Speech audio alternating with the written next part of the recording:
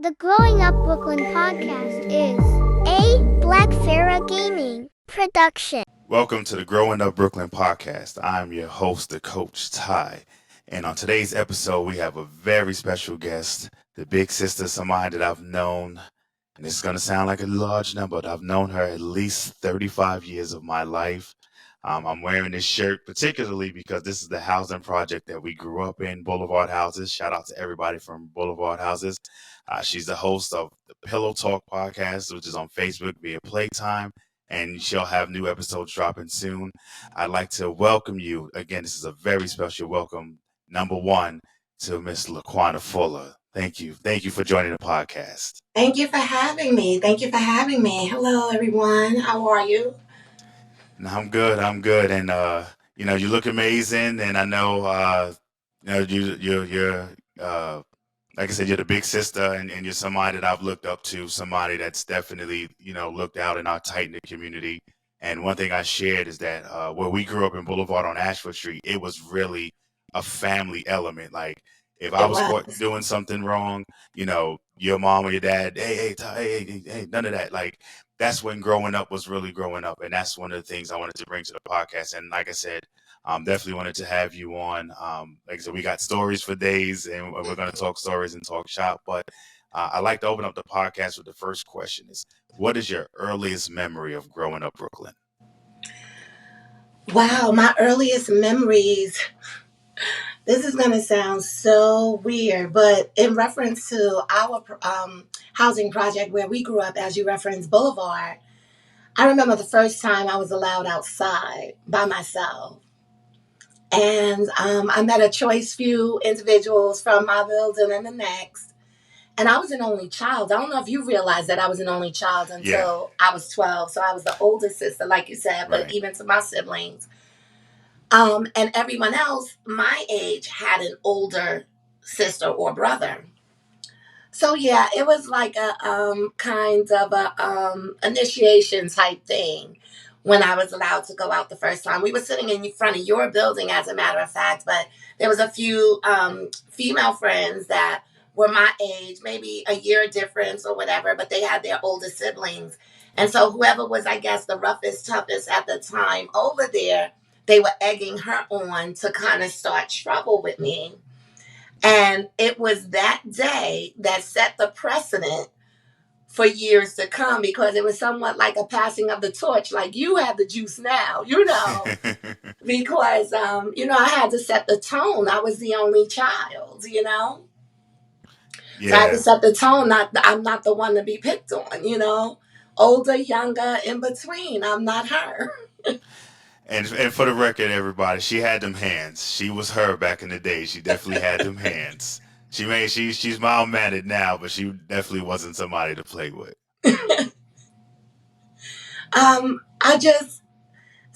Not that it was such a fond memory, but that was what set the, like I said, the tone, for years to come, because unfortunately I had to go through that.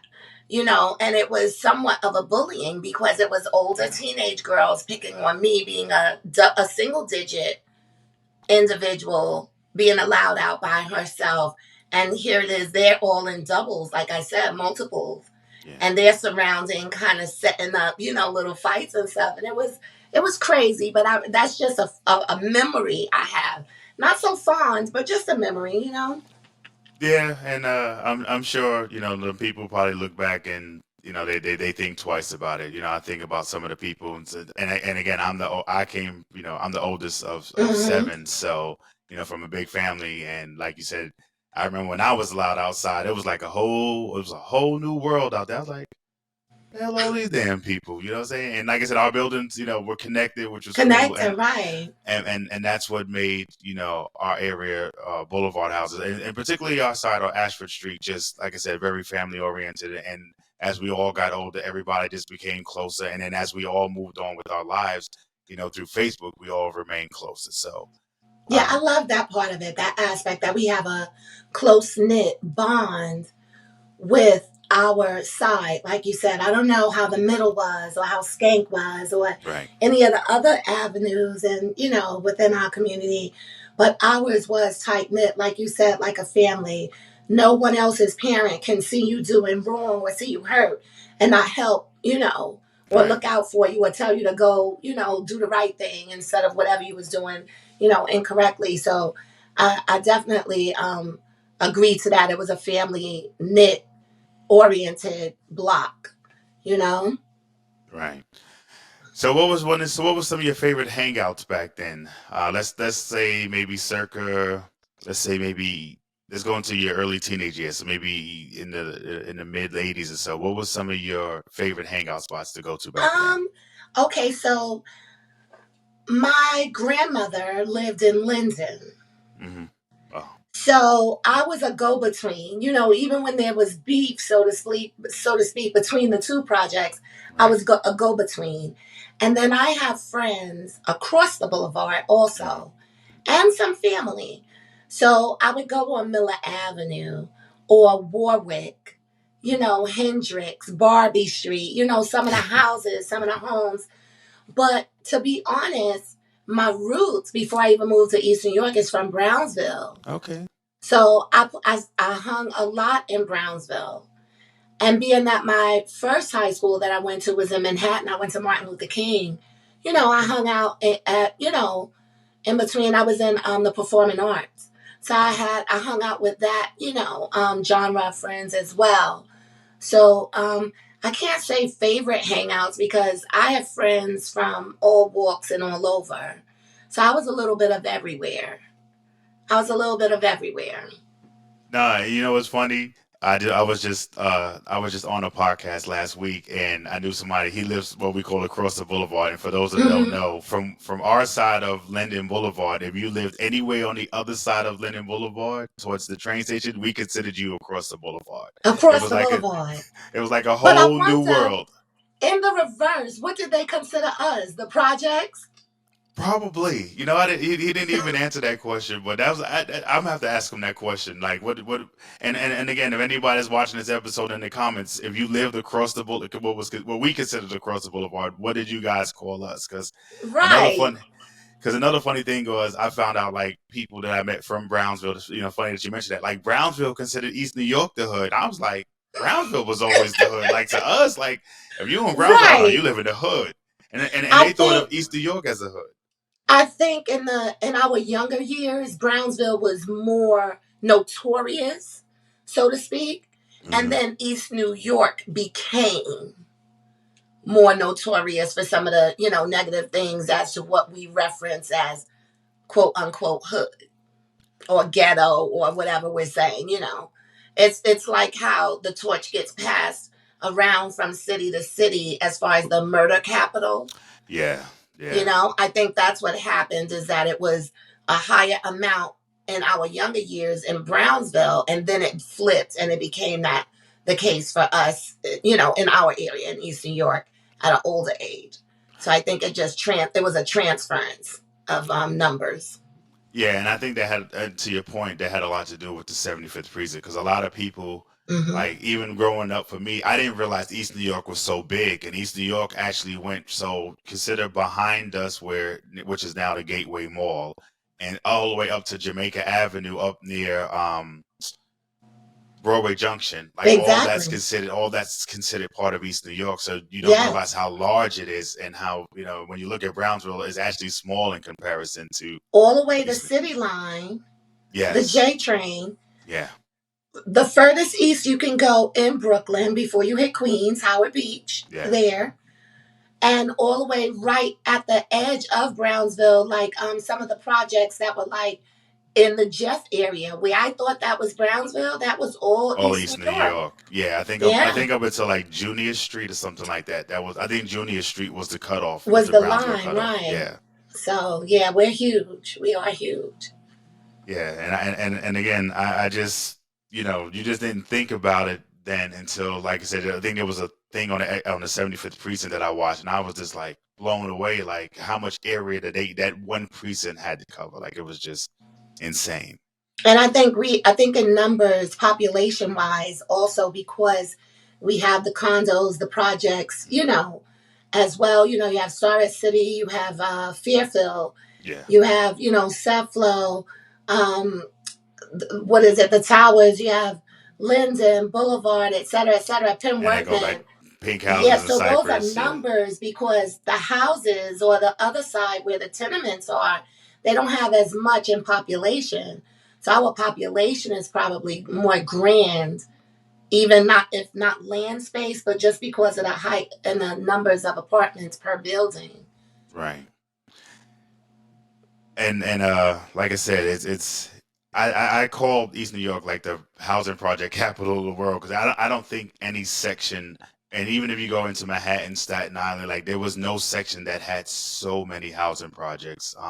And you think, I mean, our building was 6 floors, 6 family per Per floor, floor. and Yeah. that's a lot of people just in one building. Then we had the 14-story buildings across the street, Yes. which was even more. I mean, Linden numbers wise maybe either equal or slightly close to what Boulevard number, and that's just within 1 mile that you have Right. two houses. And then if you count, I mean, Penn Workman was a little smaller, and then if you go up, 1 mile, what would be considered south, which is Fairfield. Even though Fairfield wasn't the projects, that was still, you know, at least what 8 floors, at least 8 families per floor. Yeah, So and then you have Star City, and then you still have what? The Bama is East New York.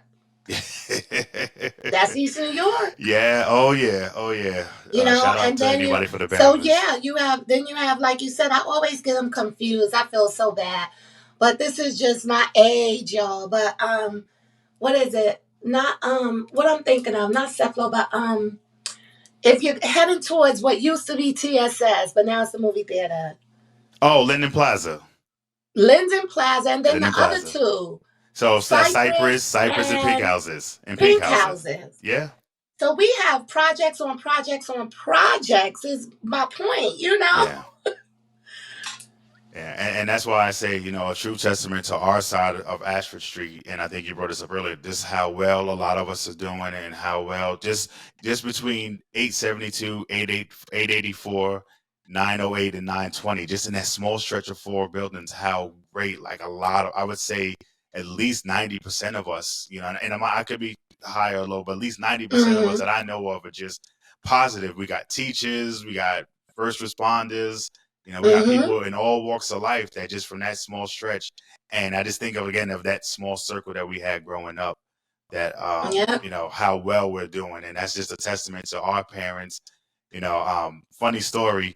I was getting off the train at New Lots one time, and I see this gentleman walking toward the bus. I'm like, Dad, and he's not answering. I'm like, Dad, because I mean, and what it was your dad getting on the 6 bus coming home, but from behind him and my dad, our dad's Looked favorite. They alike. looked like people thought that they were Their brothers. They looked, stature, everything, the yeah, complexion, everything. I can't tell you how many times I've probably made that same mistake. But the difference is the reason my father didn't answer is because he has no male children. So right, nobody with a man's voice is calling him dad. And I'm sitting there yelling, Dad. That's how I run up on him because he's about to get, and I tap him on the shoulder. I'm like, Dad. He turns around. I'm like, oh, hey, Mr. Lefty, how you doing? You know what's funny? Your dad wrote, I still have them. I'm supposed to send them to you. Your dad wrote, I want to say two. Mm-hmm. Chalk it up to my memory. But one for sure, rap song that he had in mind for Little Kim and Method Man, right? Mm-hmm.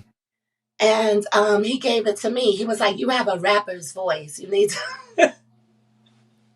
And he gave it to me, and I promise you, I still have it.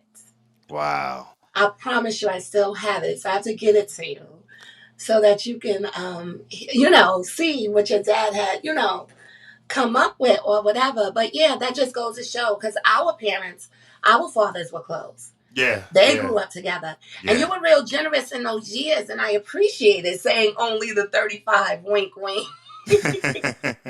of knowing each other. That way, we don't tell our ages on here. But thanks for the generosity. You're welcome. You're very welcome. Yeah, and like I said, your dad just turned it with his look like, who is this dude tapping me on the damn shoulder? Like, He And adamant I know I'm his father. I've made that mistake at least twice. I know that one for sure. I know I've done it at least twice. So, but Mm-hmm. again, your I'm dad's sure saying, I've done it many a times too because they had the same tall frame, build, hmm stature, fair skinned men, It was yeah. not too many of them, just walking around. So yeah. So That's funny. That's a good no, one. that no, oh, for sure, for sure. So, what were some of your favorite games to play back in Boulevard? Like, what are some of the games that you like to play? Man, when we used to play tag with all of us from the Mhm. block, and we would run through. Remember, the fence was cut out on Yes, yes. on y'all side, On our y'all side, fence right? Yeah, when behind you the turn outside our bushes. building, yep. Back when there were fences and bushes Oh man, don't even and start on those chains that we bushes. could jump over and all that Mm-hmm. good stuff when you ran and stuff. But not just that. I'm gonna take you to one deeper. When we used to go under the tunnels, in the Under the tunnels, building. under the buildings. Oh wow. You Under know, the buildings, running around in the dark where they have the salt stash and everything for the snow or whatever, whatever. And we just exploring because somebody done left the door open or somebody done jimmied the door. I don't know which way it went, but we just exploring as far as who knows how deep we was under them tunnels. yeah, listen, and what a lot of people don't realize that underneath Boulevard is actually sand. There was actually sand when you go in between the buildings. That Mm-hmm. was actually all sand underneath there. I actually Yeah. remember that because again, if those housing men, and shout out to anybody still working with Mm-hmm. NYCH, because I'm out here in Florida. I don't cut Niger. grass, but I cut palm trees. I don't cut bushes. I'm doing all this work that I took for granted as a kid. So if you out there in Boulevard and you was cutting grass for us, I appreciate you. Appreciate you, Because bro. I hate every second of cutting a palm tree. What? No. I'm weeding grass in the garden. I'm like, that was Mr. Fruito that had the garden. Like, I didn't know how to weed. I didn't know nothing about weeding no grass or nothing like that. So, I it's had something to that we had to learn how to appreciate. garden when I moved here. Only because it's sand versus dirt. Yeah. The Yeah. texture of it. So yeah, I had to learn that. But yeah, that was sand. They kept sand and salt under there for hmm the, different reasons or For the whatever they ice and be. stuff. But Yeah. yeah, those tunnels went deep. I don't know how far you ever went or, ventured off. But they went way into what we're talking like Brownsville. Well, I know I was too chicken back then, so I remember this one man from housing scared us one time, and I peed on myself as a kid. I had to be about 6 years old, going underneath there, Oh and he no. frightened me so bad that I peed my pants. I literally peed my Oh pants, no, and he Ty. knew my That's grandmother, of course. My grandmother, of course, knew everybody, and I got in mm. trouble that day, and I think that was the last time I ventured underneath the buildings. Oh, okay. I think they finally just sealed them off and locked it down. I don't know if you remember, but I know that they moved a lot of stuff off of the buildings. But um, there used to be a sign or insignia, and it used to be on a lot of buildings. Mhm. When, if you notice, I just happen to be a very observant person, but it was like a circle. It was either brown or yellow circle. Was it the Fallout Shelter? The Sign? triangles, yeah. Yeah, so that's kind of where this shirt came from. This shirt was Okay, birthed from that Fallout Shelter uh, sign that they used to have up. Because okay, okay. in case of a disaster, we were supposed to go To underneath the go buildings. underneath. Yeah. Right. They don't have the signs up anymore. Nah, they're like you. New York City's like you on your own if anything happens now. Like Nowhere, good luck to you. nowhere that I've seen, I haven't seen any of those signs in so long. And it just goes to show you, like you said, a testament of the times, the differences of what was and what is.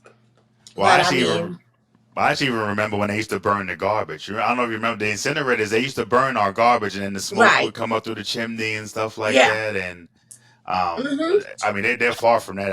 I know I was still living there. I think in the late '80s they stopped burning. They finally stopped burning the Mm-hmm. garbage and stuff. So, but again, shout I out to think it changed from the incinerator to some kind of compactor. compactor. Yeah, yeah, it became Yeah. the compactor chute, and that's when they started Mm-hmm. putting it in the bags, then putting it on Stanley. I think our garbage went to Stanley Avenue between your building and going down Stanley and 756. That little gap Oh, right there. okay. That's where they used to put the garbage. When they finally stopped burning it. Okay, okay. Yeah. So, what were some of the important life skills and lessons that you learned growing up in Brooklyn? Okay, so you and I both grew up in two-parent households. So I was taught by my father how a man should, treat me, being a woman, a young lady at the time, but a woman, or becoming a woman at that time. And my mother taught me how to be a woman, a young lady, how to be graceful, something Mm-hmm. that I feel as though a lot of the women of today have fallen from, grace. Um, how to be, yes, independent, but not so much independent that you are marching around saying, you don't need a man type thing or whatever, whatever. But all my skills, I think because I didn't just grow up in survival mode, I grew up in love. I know both. I know how to survive because of where we grew up. There was some rough times, hard times, and other things that went on as well. It wasn't just all peaches and cream. Right. So I grew up knowing how to survive, how to be a hustler, how to be a good, strong worker, dependent, reliable, clean. Yeah. I know how to cook my behind off, I could be in somebody's kitchen if that was what I wanted to do or had to do. I Right. could. But yeah, I think being from where I'm from made me very well rounded. Because what my parents also did was we didn't just stay there. Right. And when I say that, I mean we lived there, but we ventured out as well.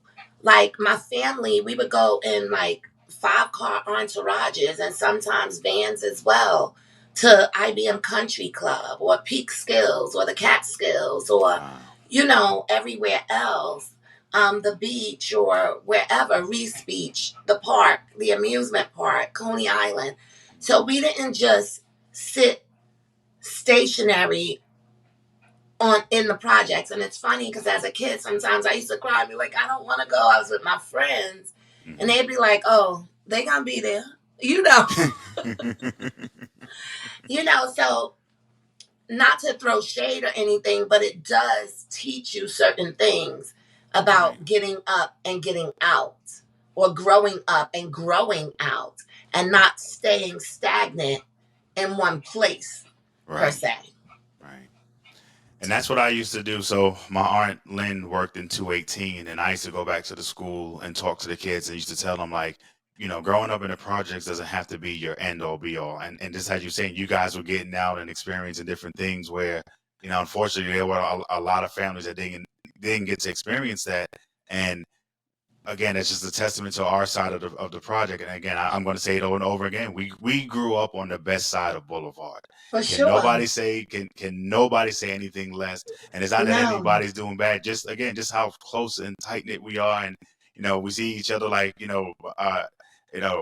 earlier last year, something, when I found out you moved down there, I said, hey, me and Mm-hmm. Corey out here, if you need anything, don't hesitate to reach out. And that's how it should be. And Mm-hmm. and getting out and experiencing life outside of the project. Like even when we moved out of Boulevard to Fairfield, I still hung out in Boulevard every day. Like, Mm-hmm. and I knew, cats up in Fairfield, but Boulevard was my family. Like even when my mom ended up moving to Penn Workman and I made some friends there, Boulevard, I shouted out all Mm-hmm. the OGs recently. I shouted them out on Facebook and stuff, and I'm still in Okay. contact with a lot of them. So, that raised me basically. And this is going to lead me into another thing. So I was, so Khalid used to call me 12 teen. And the reason why he called me 12 teen is because Oh, I was 12 years old, everybody, and I looked like a teenager because I was because you probably was taller than him. tall. Yeah, I was tall. You I was was tall. tall. Yeah, I was tall. I had the Big Daddy Kane flat top. I had to cut. Joey used to cut my hair. I had the dashes I had a part with the dashes, Eyebrows. the 3 cuts in my eyebrows. And I just said that's probably why I ain't got no damn eyebrows now from cutting my eyebrows. So if you have young kids, if you out there putting 3 slashes in your eyebrows, this is Stop. my glasses hide it well, but this is what could happen. I said it the other day. So This is what your future looks like. Right, exactly. So I was going to high school hooky parties. I was in 7th grade in Gersh, and I was going to high school hooky parties, and I was living the life. I was 7th grader going to high school hooky parties with I think Joey, I think, is 6 years older than me, so they We would were see. bad examples. Well, to a certain extent, I mean, you guys gave me a good life early, I would say. I know you even had one. You even had a party at your house, and we'll talk about that in a second. Oh my gosh! Please. But nah, we can't get in trouble now. Too much time has passed. So there was a young lady that liked me, and I had been going to the hooky parties for months now. And there was a young lady that liked me, and I'll thank you for this. You like Tyrone? Tyrone is 12 years old. That was the last hooky party I went to. Blew up my entire spot. But I've said this to you over the years. I thanked you because I was 12, and probably would have got into an adult situation that I was not ready for. I was tall enough physically, but mentally I wasn't ready for it. And after that, that was the last. It was at Steve's house in 908. That was the last hooky party I went to because everybody found out my real age. And they all looked at Joey and I'm like, you got this little kid in here, yada, yada, yada. I'm sorry for blowing up your spot. You listen. I lived for a minute though. I lived the Boulevard rapper's life for a minute. I was having fun, and I used to go down to Joey's house and wait for school to pass, and then I had to hug the building so Miss Reed wouldn't see me out of her window because her window faced going towards 908. So I had to hug the building. Remember how you had to dodge certain windows and certain people? Yes, had to dodge windows. I wasn't we lived in the F apartment, so it faced more towards the back. And then it faced towards our main windows faced towards 758 and 756. But Miss Reed had a window that faced on the back, and a couple other people, the Richardsons on the first floor. So I had to hug that wall just so that I couldn't get seen. And see, I had the F apartment too in my building, but because it was the connected building, not the side of a window, my room window saw the view of you guys' benches. The front of our building, yes. But the rest of the windows saw the backside where you guys used to play football. Yeah. And it could see that street or that road walking that way. So I had to finagle ways if I was doing no good myself. So trust me, I know what you mean about hugging the building. That's the original hugging the block because you had to hug the building so you were hugging the block so somebody's parent wouldn't see you. That's right. So somebody's parent wouldn't see you. You had to know how to finagle it. I spoke to Vito the other day. Okay, good. How's he doing? He was in Atlantic City. He's fine. He's doing good. He was in Atlantic City with his missus, and he was asking me, did I remember the first time we went out together to the club? I was 16. And I went out, I don't know if you remember, probably not, but their names was TC and Wanda. They was much older. They was in their 20s. Yes, they lived in 908. Yes, and they were my friends. They were, my friends, older friends, examples, or so to speak. And so I'm sneaking out. So I'm throwing my clothes out the window type stuff and soft shoeing it out the door. But we had went to the Sound Factory, and he was like, you was dancing your behind on. Wow. So I had the young experience too. And I probably blew you up intentionally with me knowing who I am and who I was and who I've been. I probably did it intentionally as to what you said, you know what I mean? But also not for anything negative or to be, for you to be mad at me. And I know that sometimes that's the repercussions because you don't know at that age was better or not. Right. I was probably doing it for your best interest too. You know what I mean? Because people have looked out for me as well with my best interests at heart when I was too young for things too, you know? Yeah, and you don't think about it back then. And I was mad. I was tight for a minute. I was real tight for a minute. And I remember, actually, I did go to one other hookah party. You actually had one at your house. Mom, we gonna apologize for that. And there was some girls from Gersh there, and they was like, "What's the baby doing in a party?" And I was like, "I ain't no baby, not took a swig of Old English, but I didn't realize like 3 of the girls went to Gersh. So of course they knew, they recognized me from being around there. Right. And it's funny, when I got to high school, I never went to a hookie party in high school. Never went to a Good. hookie party. So Because you yes. should not, for the children out there watching, you should not attend hooky party. No. So the one I threw at my mother's house, wow, let me tell you the repercussions of that. First of all, Brian, rest in peace. Have Big B. He brought the equipment over the roof. I believe As not that. to be a big scene anyway. Yeah. So he hugged the building. Mm-hmm. Over the roof was the easiest route. And we had a blast. I moved all the furniture out and I put it in me and my sister's room at the time. Right. My sisters were a toddler and an infant. So it was a they were crib. real small then. Yeah. And me and the toddler, we were on double beds, the beds that go under the trundle. Yes, I remember those. So I had the trundle away so that the crib was over there and all the furniture can come in our room. Do you know, my mother really didn't notice at first because me and Dawn, Khalid's sister, me and Dawn cleaned the house. I mean, spick and span, top to bottom, put everything back. The only thing, one of our pictures, similar to your backdrop, your Brooklyn Bridge picture, one of my mother's 3 pictures that made the composition of one of them fell, the glass broke. Oh. So I hung it back up as if it had glass on it. It did not. She didn't notice that. She noticed the house was clean. She was like, oh, you cleaned up nice, whatever. Suspect. But anyway, it wasn't until that night she put my sister to bed and she was like, LeQuana. She called me to the room and she was like, why is there a polo footprint?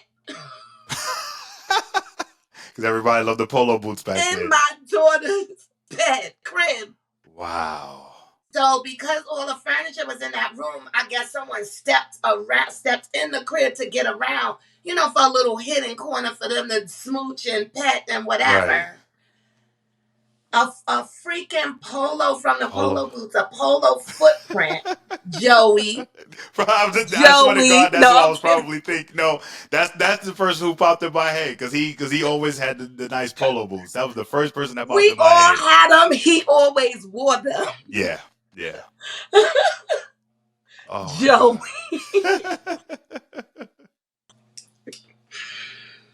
But I was on punishment for quite some time. Oh, I can imagine. Listen, let me see. I know there was one at the Shears house that Mr. Shears broke up, and he walked, and then they moved to Khalid's house, and Mr. Rudy, God rest in peace, Mr. Rudy, he walked in. I guess the party's over. It was like, yeah, I guess it is. There was one at TJ's house. My aunt walked in. It was like, everybody get out of my house. I booked. He didn't even see me. I booked, but I got caught because I came back to help him. And I came back, and that's how I got caught. So yeah, and like I said, we definitely had a lot of good times, growing up in Boulevard. But share with us your stories. You said you went to Martin Luther King High School. I'm familiar with that because my first wife, she actually grew up in Amsterdam houses, which is right down the street from me on the other side of LaGuardia. So tell me about how it was growing up at and attending Martin Luther King High School. I didn't go as a freshman. I went as a incoming sophomore. Because remember, back in the day, I was the last graduating 9th grade class out of Gersh. Yes. So I was an incoming sophomore attending King. Let me tell you, King was different. It was a good school to go to because all of my classes, I had dance for phys ed. I had drama for English, if you know what I'm saying. So I was in the performing arts of it all. And then I was a cheerleader for the basketball team. Okay. So it was different. I enjoyed traveling to go to school. Yeah. But because of the travel to go to school, I wouldn't always make it. What train did you have to take up there? I had to take the 3 to the 1. 3 to 1. Okay, yeah, Yeah, yeah, so I would take the 3 to 1. But because the fellas that we all grew up with on the block was taking the 3 to the D, because they was yeah, going the other way just to be on the same platform. I'd get off, take the D, and then catch something else. yeah, yeah. It You was a mess. yeah, you would have to. Anyway, Yeah, you'd have to take the D what to 59th Street, Columbus Circle, something like that, and walk something like that. across. I don't remember all the specifics, but then catch the local to 66 or Yeah, 72nd and walk or whatever. yeah. I only Whatever remember that. roundabout way, all the trains wound up somewhere. Yeah, I only So, remember that because my dad worked for transit, so that's how I have such a vivid memory of the transit system. okay, yeah. So yeah, I enjoyed the traveling of it all, being young and traveling by train or whatever. But the problem was with my mother working for NYPD and at that time being one of the last men on the totem pole, she worked the overnight shift. Mm-hmm. And I watched my sisters. So I Right. had to get them to bed, Mm-hmm. bathe to bed. My mother would feed us before she Right. left, but bathed and off to bed. And then in the morning when I woke up, I had to feed them and get them dressed and get them to the babysitter before I even headed to the train. You know what I mean? Wow. So it was a lot of responsibility just beforehand. Yeah, and that's wow. I mean, and I mean, you don't move. I mean, and for people that don't know, in New York City, like we didn't have school buses. Like out here in Florida, these kids get on the school bus, they wait for school bus. Like you had to get up and either walk to the train, or you had to hustle to the train, or you had to take a bus to school. And that I tell people, half these kids today wouldn't even survive going to school the way that we Mm-mm. had to and getting up early. And I know again those that were going out to Coney Island, I remember them leaving at like 6:30 in the morning to get to the Mm-hmm. train to get to school Yep. by 8. And I'm still in bed because I was only going to still Gersh right down the street, 273. So But we didn't even have, at the time, now the 15 comes down the block. But we didn't even have, that bus didn't even go to and from the train back then. yeah, right. That's right. Well, it was the 15, or was it the No, the 6? The 6. I'm 6, the sorry, the 6. 6. And the 6 used to end on Workman, and then it would turn up to Cozine, but then they fixed it where the 6 started going all the way down. That's right. So Yep. that's right. So A lot back of then, time you guys we didn't were even have walking that. through whatever weather, we were walking to the train. And Wow. me, after dropping my sisters off or at the babysitter on Skank, I was most likely hightailing it to Van To Sicklen. Van Sicklen. Yeah. Yeah. Wow. That's a walk. Like people don't even realize even how Mm-hmm. much, and that's even when they changed the 83 bus route, that's people don't realize how much walking we did. When they say, before our generation, before us, yeah, we used to walk Mm-hmm. miles in the snow, We barefoot, and all walk, this stuff. no We walked shoes, right. We walked no with shoes, but we damn sure walked those miles though, because it was a nice walk, and I no walked. backpack. I carried my books. I had no shoes. No, I'm kidding. So let's No, so we so did some walking yeah. until I That's got bougie and I took a cab. listen. Well, I mean, we didn't have the technology then, but I really wondered how Uber. I mean, because we had the gypsy cabs. We called them the gypsy cabs from New Lots and Yeah. stuff. But I always wondered how Uber would have done in that time. Like, and also our era, we grew up in that.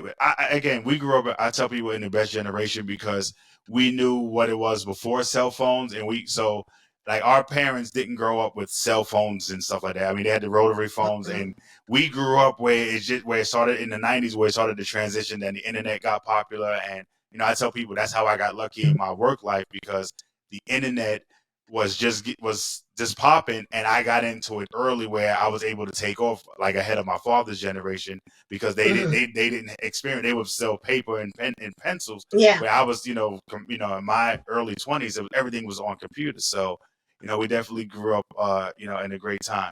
But tell me your experience, and I share this because I tell people I'm from the free lunch era where we used to go. So let's talk. And what I mean is, so in the summertime, like now, the schools would open up. I think they still do it every now and then.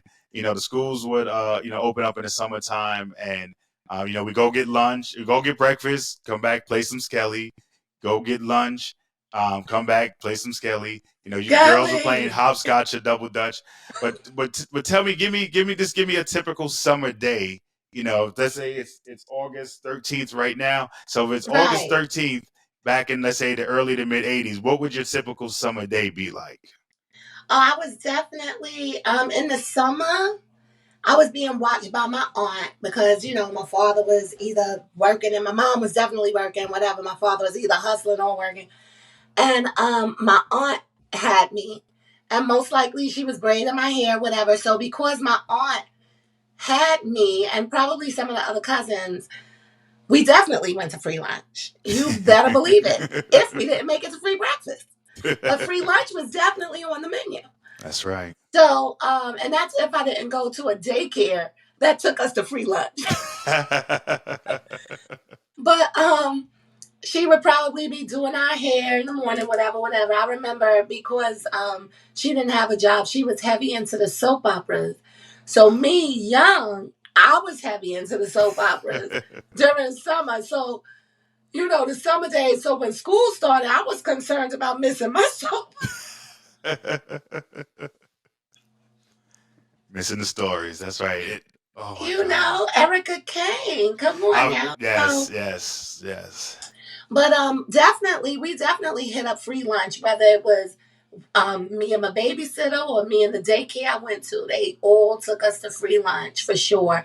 And at Gershwin, that I remember particularly, I think they still have the program now. I know here they do it in certain parks. Right.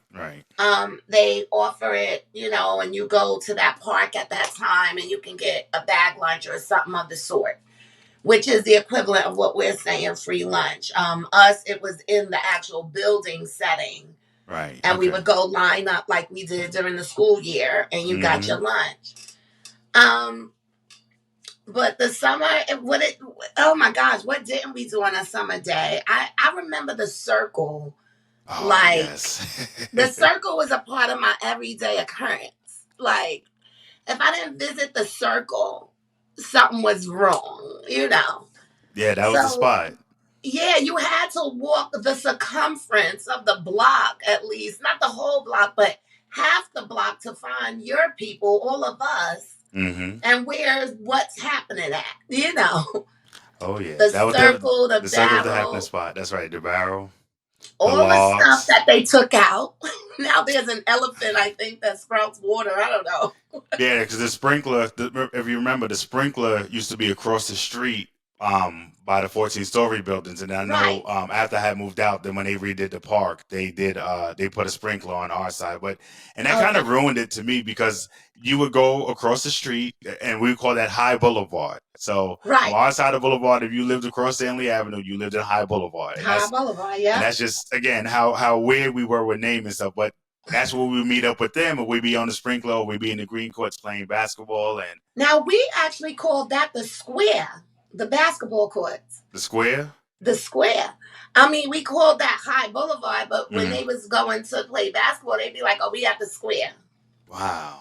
See, I never heard that before. I've always referred to it as. See, that's interesting. That again, we grew up in the next building, and you referred to it as a square, and we called it the green courts. Even when they redid it, we still called it the green courts. Wow. Yeah. I remember I used to ride my bike down those stairs. Right across from the big circle. Yes. Yeah, because they were, it was wider stairs. So, you can ride your bike down. Yeah, it'd be a nice little bumpy ride going down, but it wasn't like you said, like regular stairs. Because again, I think our buildings only had until they ramped it off. I think our buildings only had like 2 or 3 steps on them. You would go up and down. If I can remember correctly, it was like 3 or 4, something like that. But 3 steps, I remember for sure. But I was a little daredevil too. I was different. For a girl, I was different. I don't know what that is, what that was. So I want to share with you one of my earliest memories of you. And this is again before the hooky party stuff, but you guys used to do cheers. I don't know if you ever remember. Y'all used to do the cheers in the circle behind the building, and y'all used to get in y'all group and y'all be clapping your hands and y'all had a cadence and everything. And I thought it was so cool. And the only name I can remember from the other side is and I think she's passed, Kwani. That was my god sister actually. Okay, so I remember her because she was younger than I think the crew that she ran with, but she used to come over and y'all would be battling and all this stuff, and it was almost like it was almost like break dance, like with the guys would break dance, you know what I'm saying? Like Yes. Joey and them going down to the rock gardens and stuff like that. But the girls had the cheer. So tell us about the cheering and if you remember any of the cheers that y'all used to do and stuff like that. I do. One buffalo girl gonna run the outside, round the outside, round the outside. And we would do one by one, and then two buffalo girls, three buffalo girls, or whatever. And gonna shake my rump in your face, that kind of stuff. Yeah. But yeah, we used to turn around and do all and get on position. That's the twerking of today. Yes. The Turkin of today was cheering. Oh God. But And I took cheering seriously. I was just gonna say you guys. I mean, what's her name? From Vito, Sherelle. I remember her. I think she had an older sister that used to was like their coach, and they used to come over and they Okay. used to set up the. I can't remember Sherelle's older sister's name. They're older than me, of course, but Are you she talking was about Zarel? Zarel. And Yes, I'm sorry. Zon. Zon, yes. And Yeah. Zon was like the coach, and she'd come down and she would gather everybody up and say, "You better kick that buddy out there." I was like, man, she's like the Don Queen of cheering promotion That and was stuff. when I stopped doing it on our side, actually. Was when we battled. It was somebody that came over from another project Mm-hmm. to battle us, our Mm-hmm. side. And when nobody on our side besides me was willing to battle, that's when somebody from the middle told me, they was like, your squad is soft. And that's when I stopped doing it with them anyway. Yeah. No, like I said, that was listen, the big circle definitely hosted a lot of stuff, and I withheld that on purpose because I wanted to share that with you, and like I said, the cheering and right outside the barrel and stuff, and again, how much fun just behind that building, and again behind 884 and 908, just that circle, just how much fun that we had as kids, and everything that from us playing football, the girls watching, and we trying to show off, and again, I was as small as shout out Johnny Spicer, he was talk about how tough I was because again they were 6 years older than me. So No, you was tough. You was tough. You was a tough kid. So to give You was, everybody, and plus you was the oldest of all of your siblings, so my I guess siblings, that yeah. had to be instilled in you. But I know I always saw you as a tough little kid. Thank you. Yeah, because Vito used to try to take my head off. Vito, I ain't forget about that. Vito used to try to take my head off. But so so people can imagine, I was 6, 7 years old, and these guys were 13, 14 years old, and I'm out there playing football and hanging with them, and it Right. and it Right. definitely shaped me up and shaped up how I am today. So again, how did all those things that you went through from the battles, the friends, how did that all shape you to where you are right now? Like how did all that bring you to where you are today? It made me a better protector for my siblings coming up under me, because I went it alone for the 12 years. It also made me a better person, like how you said, we hold on to our strong ties and we're still close knit, even if distance is an issue, we're all still in touch. I'm the same way with my family. Like I'm probably the tie between the North and the South family. And I'm the one that stays in touch with everybody, Right. So I like that camaraderie, so to speak. I like Right. that close knit. I like that. I like not to lose touch. I Right. like to be in touch, with my people.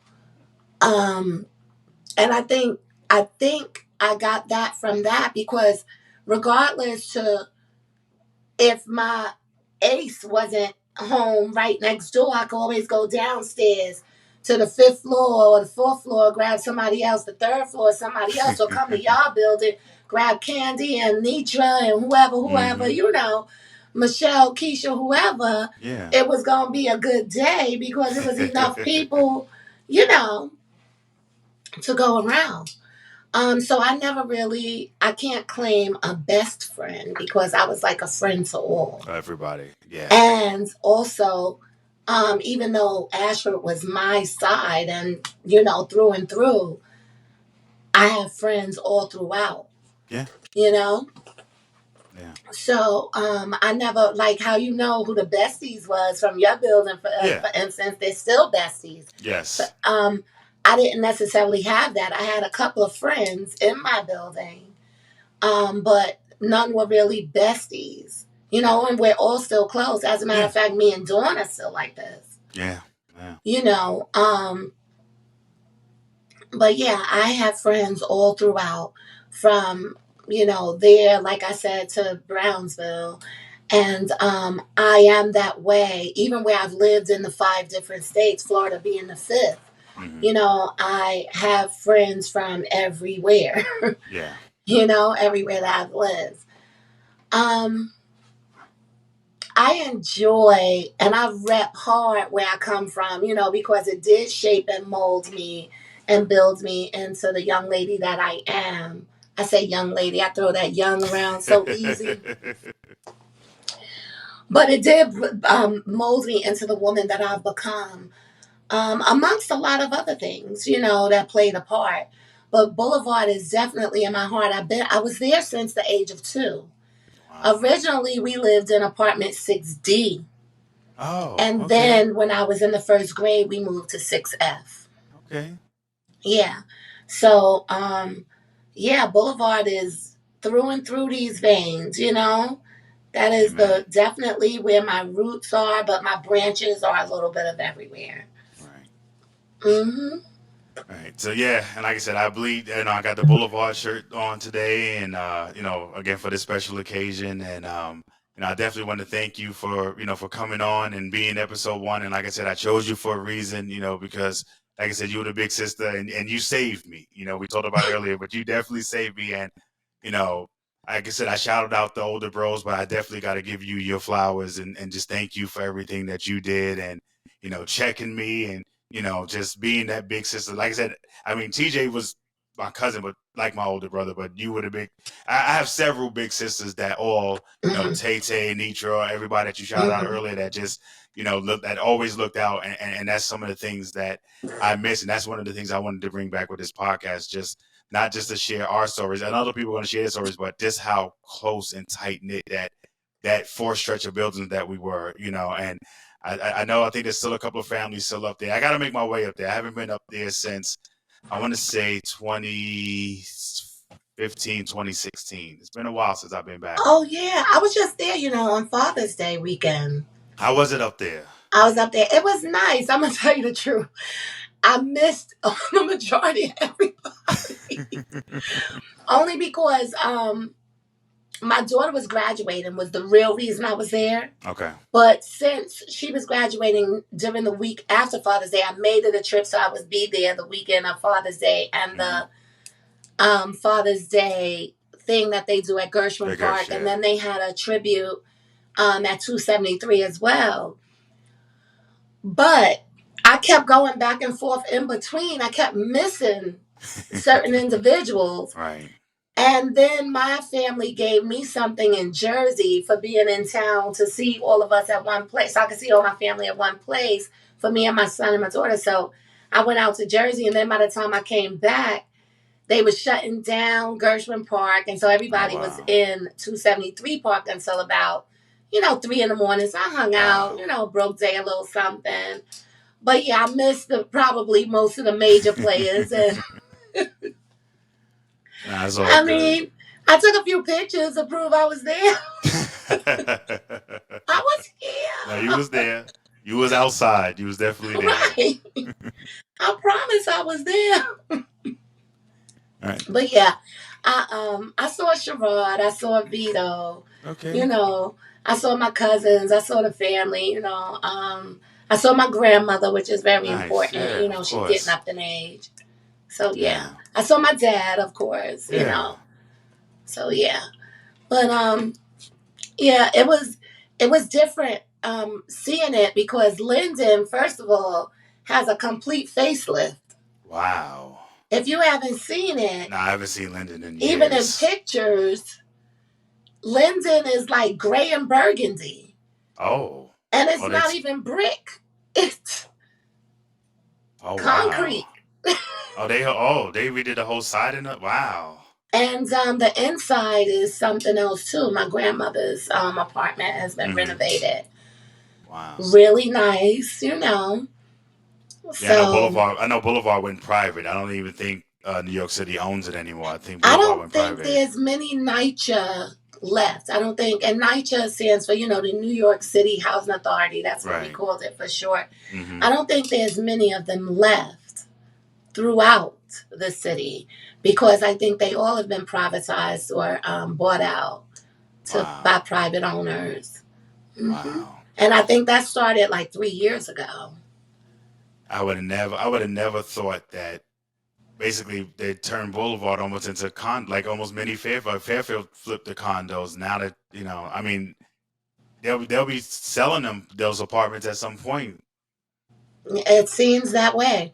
But what they're doing, if you didn't know, they're giving a lot of people that assistance voucher Oh wow. if they're under the income requirement so that the rent is guaranteed paid to the Wow. owner. If you're over, you don't qualify to Right. live there. Right. Wow. I would have like I said, I saw some pictures a couple of years ago that they said they was going private, and I would never thought. If you'd have told me back in 85, 86 that Boulevard would be a private development, I would have never Right. guessed that. Ever. Agreed. Agreed. I mean, but who saw, a lot of the things that That's changing. has come to pass. To be honest, I did read about a lot of this stuff 20 years ago, stuff that I've watched come to pass. And not that I didn't believe it, but I guess as a standby, not doing much about it at the same Hmm. time, Hmm. even though you may be conscious and aware of certain things, if you're not doing anything about it, Yeah. it does come to pass. Yeah, I mean, look at the Gateway Mall. I mean, that Gateway Mall wasn't there for that was all just sand. And now, from what I've looked on pictures, they built up houses by Jeff Field, all behind Fairfield, Mm-hmm. between Mm-hmm. Fairfield and Starry City. Is all built up back there now. And the Yeah. Fountain Avenue used to be the dump. That's where the mob used to dump the bodies back there on Fountain, Yeah. all the way in the back of Fountain Avenue by that dump. They used to dump Yeah. bodies back there. So, and it's I would have never thought to see what it is now And with now it's a whole houses. freaking exit off the Belt Parkway. Of the Bell Park. Yeah, yeah. When they built the Erskine, because you used to only go between. You would have to get off going towards Linden Plaza, and then the next exit was Mm-hmm. Pennsylvania, and then they added the Erskine exit Yeah. there. Yeah. Wow. Yeah. So, So, so definitely want to thank you for having for well, I have well, I'm gonna say for you have for me, for you coming on the show. I definitely appreciate it. I want to give you the next minute or so. Tell everybody what you got coming up and what's going on with you. So, floor is yours. okay. Well, thanks for having me again. It was a pleasure. I've had a good time reminiscing. I'm surprised my memory could dig that deep. But I'm looking forward to doing Pillow Talk again, even if it's not under that name per se, which was just live talk about health, sex, male, female, and healthy relationships.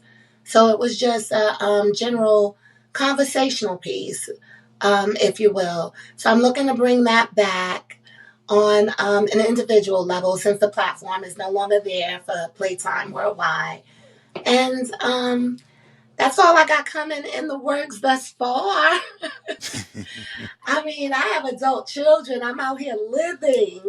Living, riding bikes and everything like that. I haven't seen you on the motorcycle. I see you out there in the streets, living life. That's what's up. That's all we want to do is just get to a point where our kids are grown and we're living and we're enjoying life. We're not, we're not. What they say, working to live, we're living to work. And we're Yeah. definitely enjoying Yeah, ourselves. I'm definitely looking into avenues where I'm not working for my money anymore. My money's working for me. For you, exactly, exactly. So, All right.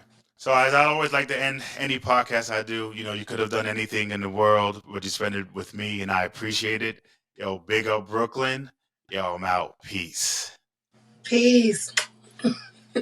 The Growing Up Brooklyn podcast is a Black Sarah Gaming production.